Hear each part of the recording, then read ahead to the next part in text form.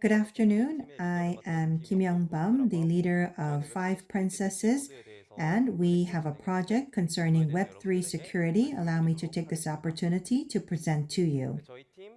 This is our team members from Five Princesses. We have Teddy, Damon, Jeremy, Ella, and myself. And I would like to thank our mentor, Kevin. This is the table of contents. First, let me take a look at what Web3 security dashboards are, why it's necessary, then explain our product, ScouterX.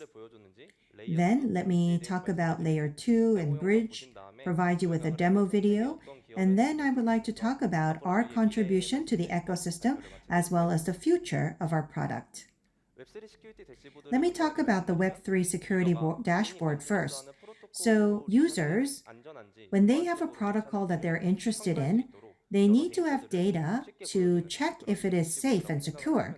And that's what this dashboard does. Let's think about why such a dashboard is necessary. So from a user perspective, they have to check if the protocol is trustworthy. You have to see if the protocol is operated in a transparent way. So this is a docs from Arbitrum. They say, we're asking users to trust a centralized sequencer at first. But in docs, they say that they are trustworthy, but there could be malicious activities. Even if the protocol is operated in a transparency way, there could be issues such as bugs leading to unintentional action. And protocols are also targets for hackers, and so there's always that danger. Taking all of these elements into consideration, it's very difficult for a user to actually decide if a chain is safe or not. We did some market research, and we found that there were no dashboards to find for the users that provides this information, and that is why we developed ScouterX to contribute to the ecosystem. ScouterX has availability, transparency, malicious acting, unintended acting, authority that we work with. And so these are the points that we focus on as our product. And this is our main page. Scaling, DeFi, bridges, you can see all of the protocols that are available. Not all of them are available right now, but this is what we are planning to do. So as you have seen on the main page, we are working with Layer 2 and Bridge, but we will expand that to DeFi and all protocols on Web3 to add convenience for the users. First, let me talk about Layer 2. So what do we have available for Layer 2? As you are well aware, let's take a look at Layer 2. So Layer 2 solutions are to solve issues for scalability. So sometimes security and decentralization is not achieved. We are currently supporting Arbitrum and Optimism. And let me give you the example of Arbitrum first. This is the Arbitrum architecture. So you need to focus on sequencer here in the middle. So what does a sequencer do? So you're sending money from Ethereum to Arbitrum, and all of the transactions going to Arbitrum is then deposited, and they create a block, and the state root from Arbitrum is then sent to Ethereum. So the sequencer creates the block or creates a state root, but if the sequencer stops, what would happen? Then the Layer 2 service would not happen. And if something like this happens, what would happen? So on the top, this is when the sequencer is on.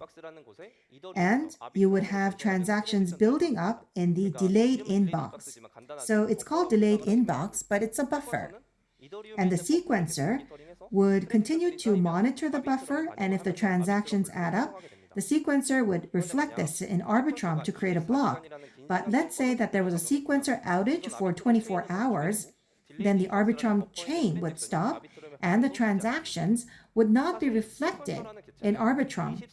The sequencer, it's actually operated based on the trust that it's operated 24 hours a day, and the users use this service based on that trust. But if there's such a long-term outage, then people start to question if their money is safe. And because Arbitrum knows this, Arbitrum says, if our sequencer stops, we will give you the opportunity to take out your money, and that is why there is forced inclusion. But if the sequencer is down for a long time, leading to forced inclusion, then people try to take out their money from Arbitrum, and it would be something like a bank run. And so when that happens, there will be a high buildup of transaction, which will mean that the gas fee will go up, and some transactions may not happen, and there has not been any incidents where a forced inclusion actually happened, and so no one is sure what will happen when a false inclusion is executed. And so this is very important information to protect the assets of the users. That is why it has to be reflected on the dashboard. So we can look at the delayed inbox, and we have to take a look at whether it has been reflected in the Arbitrum, and then we can show the time left for forced inclusion. So in the red, you can see that the sequencer has not reflected the transaction on Arbitrum. Then let's talk about batch submitter. So the sequencer is trying to make transactions, and it's actually built up in a batch, and then it's sent to Ethereum. And so batch submitter always needs the gas fee.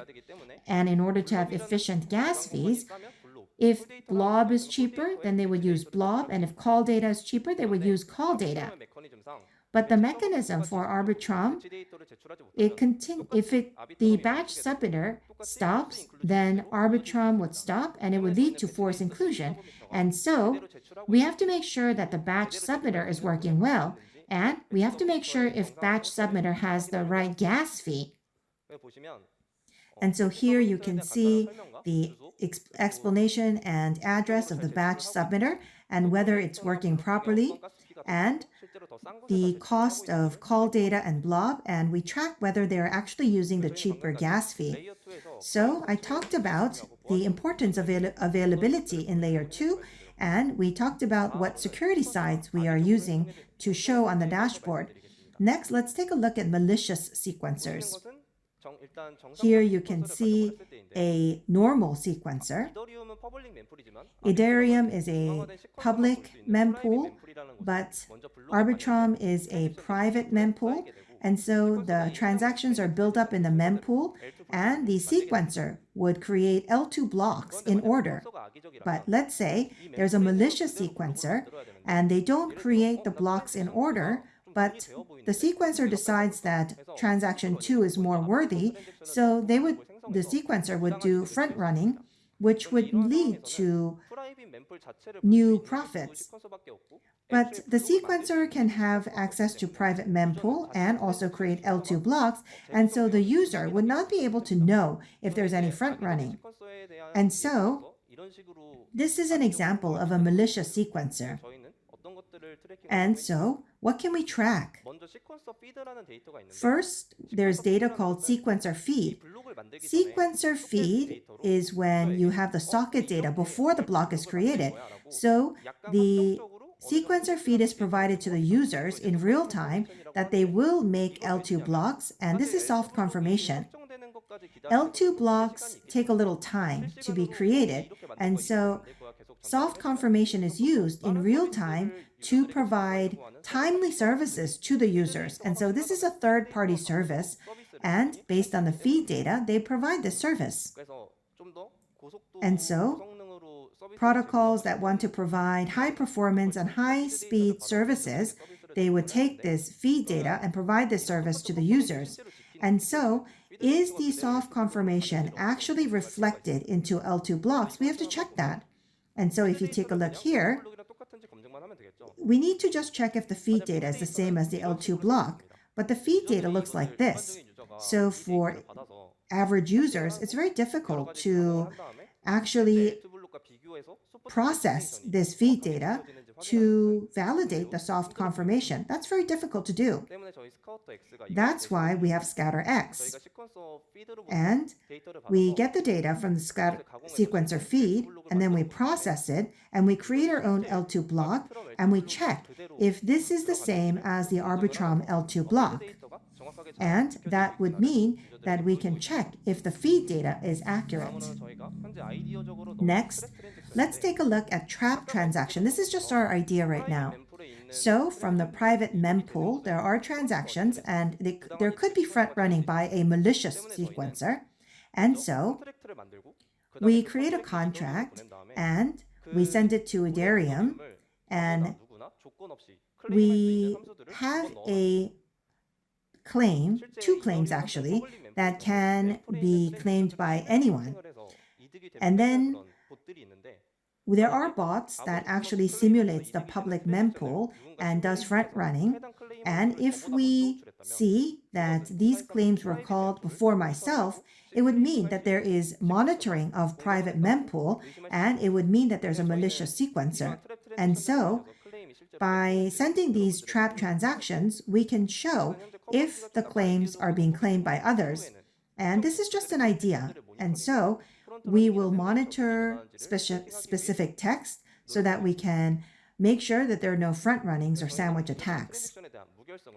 And so that is transaction integrity. Next, let's take a look at governance and security council. So governance is operated by DAO, and if there are DAO members who have proposals, then the DAO members would vote to either reflect the proposal or not. But you need to take a look at who has the voting power, because you can delegate the voting power. You can delegate it to someone else, someone you trust.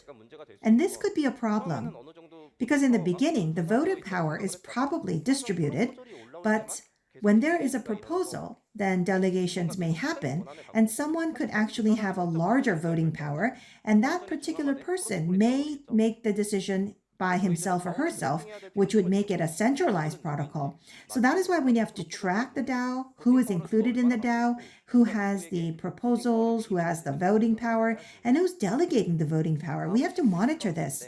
Next is Security Council. As you're well aware, the Security Council has great power. The Security Council, if there are specific members of the Security Councils who join in on the signing, they can execute any action that they want without delay. For example, for the DAO, after the proposal is voted, there's a time lock. There's a delay called a time lock. But for Security Councils, there are no delays. It's reflective right away. And if the DAOs actually vote on a policy, they can actually cancel that policy. They have very high power. And so we needed to show who is a member of the Security Council, what are their actions, and Security Councils have been created to respond to security incidents, and so we have to check if they have the right capacity, and we also need to take a look at how many people need to agree within the Security Council to pass an agenda item. So here you can see the latest proposals of DAO, and if you click on any of them, you can see who delegates to whom and who has the final voting power and who has the most voting power. And here is time lock. As I mentioned before, when there is a voting by the DAO, and if there are proposals that are selected through the vote, then it goes into a time lock, and then it becomes upgraded after the time lock. Let's say that there's a user who does not agree with a proposal that they had passed, and you feel like it's different from what you want, and the user can leave the protocol during the time lock, and that's why the time lock actually exists. And so we have this information on the dashboard, and you can see that everything is 0 hours and 0 seconds because nothing is in time lock. So I talked about authority. Next, let me talk about bridge. Bridge, as you're well aware, is a protocol that provides cross-chain messaging. And so the message goes from the source chain to the destination chain. For example, the message could be send $100 in tokens to the destination chain, but there could be a security issue. So the source signed off on $100, but the destination could withdraw $10,000. And that could happen. And if that could happen, then infinite amounts of withdrawals can be possible. And so, we need to confirm if the payload from the source is the same as the one that the destination received. And so, scatterx analyzes the actual packet from the source and analyzes it to see the destination chain and the actual message that needs to be sent. And based on this data, we validate whether the message is accurately sent to the destination chain. Currently, we are supporting 11 chains on Wormhole Bridge and 9 chains on Stargate. And so we provide message integrity validations for these two types of bridge protocols. Let me show you a demo.